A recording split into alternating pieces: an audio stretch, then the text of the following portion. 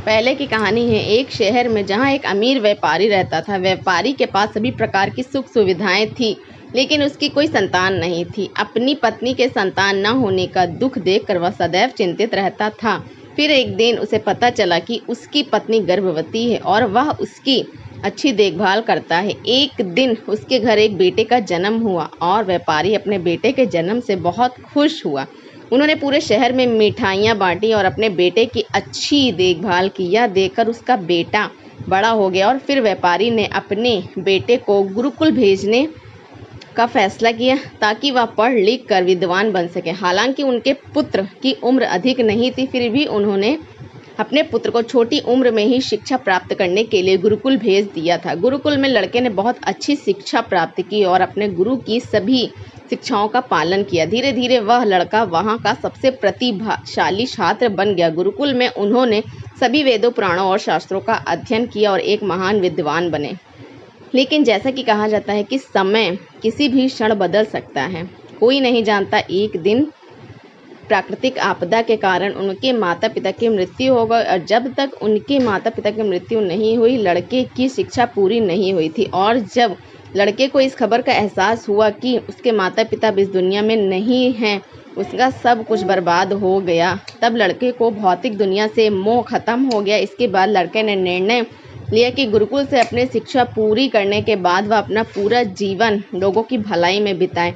जब लड़के ने गुरुकुल से अपनी शिक्षा पूरी की तो वह एक भिक्षु बन गया और वह सांसारिक संपत्ति से दूर हिमालय के जंगल में चला गया। जंगल में जाकर उन्होंने काफ़ी समय तक वहाँ तपस्या की। अपनी तपस्या पूरी करने के लिए बाद भिक्षु को शांति मिली और लोगों को पढ़ाना शुरू कर दिया। समय के साथ साधु की चर्चा हर जगह फैल गई और लोग उनके पास शिक्षा प्राप्त करने के लिए आने लगे और कई लोग अपनी समस्याओं का समाधान खोजने के लिए भी आने लगे। भिक्षु ने लोगों की समस्याओं को आसानी से हल कर दिया, जिससे वह पूरे राज्य में प्रसिद्ध हो गया। परंतु जिस नगर में वह रहता था वहाँ का राजा क्रूर व्यक्ति था। जब राजा को साधु के बारे में पता चला तो उसने साधु से मिलने का फैसला किया। अगली सुबह राजा साधु से मिलने के लिए अपने महल से निकला और फिर वह साधु से मिलने उसकी कुटिया में गया। जब वह पहुंचा तो साधु को देखते ही रह गया।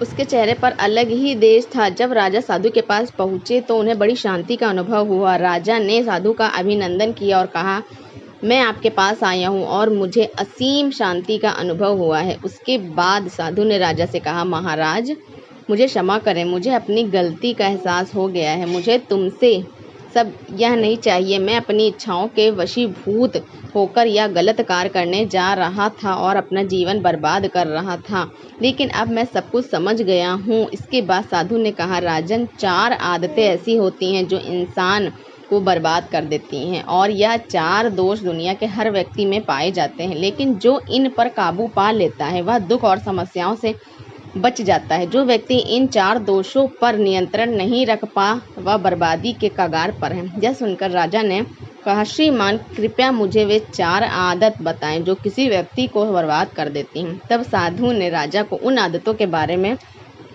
बताया जो किसी व्यक्ति को बर्बाद कर देती हैं। सबसे पहली आदत जो इंसान को बर्बाद कर देती हैं वह है इच्छा, क्योंकि इच्छा हर व्यक्ति का पहला अवगुण है और जो व्यक्ति अपनी इच्छाओं पर नियंत्रण नहीं कर पाता वह जीवन के किसी भी क्षेत्र में सफल नहीं हो सकता, क्योंकि एक इच्छा पूरी होते ही वह दूसरी इच्छा की ओर बढ़ने लगता है और जब दूसरी इच्छा पूरी हो जाती है तो उसके अंदर तीसरी इच्छा जागृत हो जाती है और ऐसा करने से वह इच्छाओं के जाल में फंस जाता है और उसे कष्ट होता है। इसलिए जब हम इच्छाओं पर नियंत्रण कर लेते हैं तो हमें अपने मन पर भी नियंत्रण कर लेते हैं और जब हमारा मन हमारे वश में होता है हमें खुशी मिलती है। फिर हमारे साथ वही होता है जो हम चाहते हैं।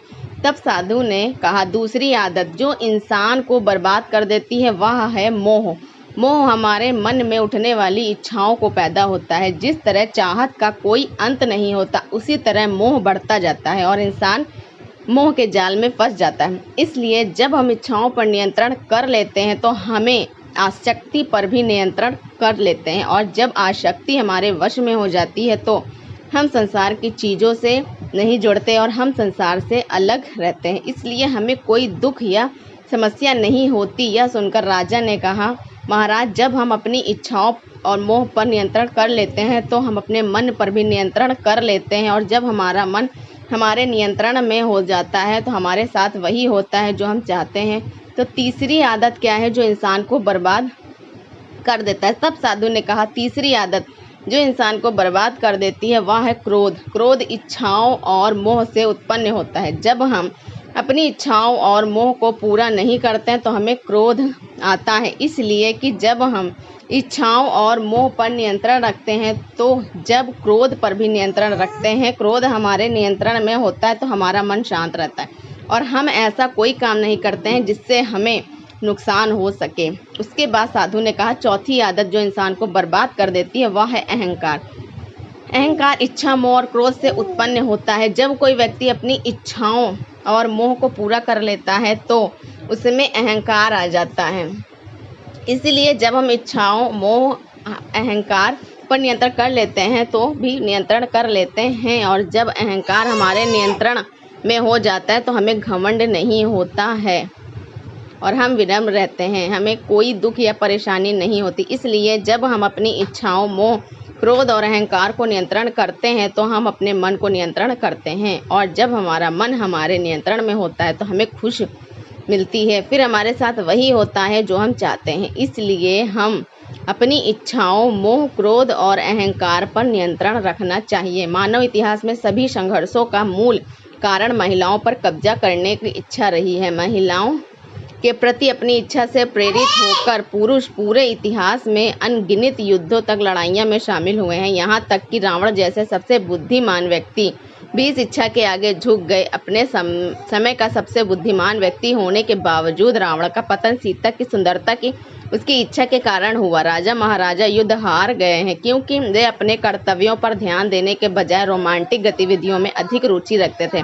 परमात्मा द्वारा नारी की रचना संसार को समृद्ध करने के लिए ही की गई थी, लेकिन आजकल लोगों ने इसे इच्छा की वस्तु बना दिया है। वे महिलाओं को महज अपने मनोरंजन का साधन समझने लगे हैं। जब वे अपनी इच्छाओं को पूरा करने में असफल हो जाते हैं तो वे बेचैन हो जाते हैं और विनाशकारी व्यवहार का सहारा लेते हैं। इसलिए जितना हो सके खुद को इच्छा से दूर रखना जरूरी है। आर्ष मुनियों के अनुसार मनुष्य की तीसरी विनाशकारी आदत क्रोध है।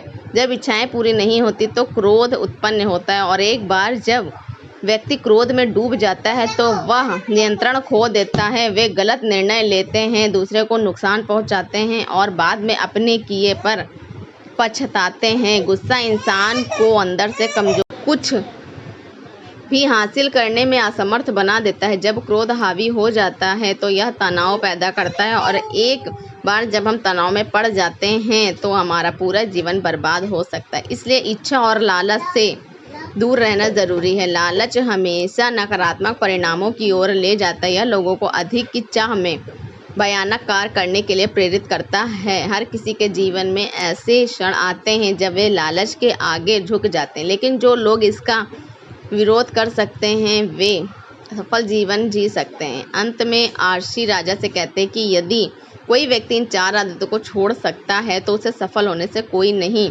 रोक सकता। जो लोग इन आदतों से चिपके रहते हैं वे असफलता को प्राप्त होते हैं। इसलिए एक आर्षी की रूप में उन्होंने लोगों को इन विनाशकारी आदत से बचने की सलाह दी है, जानते हुए कि एक सामान्य व्यक्ति इनसे बच नहीं सकता। तो दोस्तों, आपको वीडियो कैसा लगा मुझे कमेंट करके ज़रूर बताएं कि आपको वीडियो कैसा लगा, और अगर आपने चैनल को सब्सक्राइब नहीं किया तो चैनल को प्लीज़ थोड़ा सा ज़रूर सब्सक्राइब